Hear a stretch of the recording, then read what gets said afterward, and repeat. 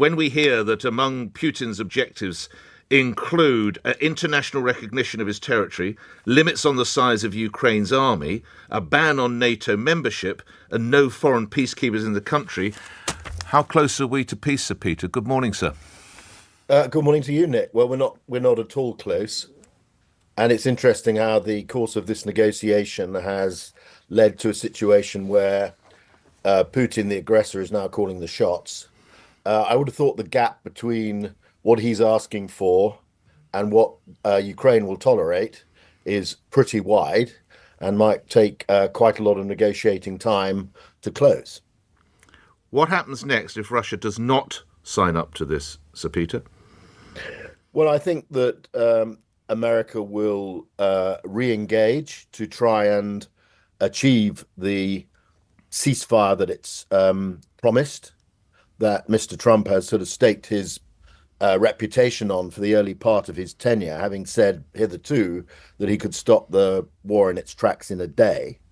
I think we're going to discover it's going to take weeks, months, and years, perhaps, to do that. But I mean, I think the objective is absolutely right.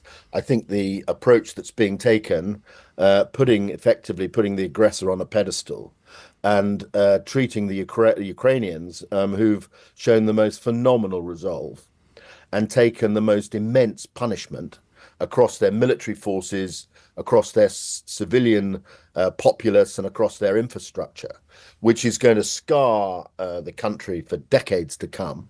I think it's extraordinary that we've come at this from this direction, and people will just have to redouble their efforts. But Mr. Putin, I don't think, is going to come to the party on anything like the terms that, excuse me, that people might have been hoping for. He's not going to be passive, and he's very, very clear in his long-term objective, which is to re-establish, in lowercase, the Russian Empire, something more akin perhaps to the Warsaw Pact, with that sort of cushion in the sort of near abroad of Russia that gave it the security that it had throughout the Cold War.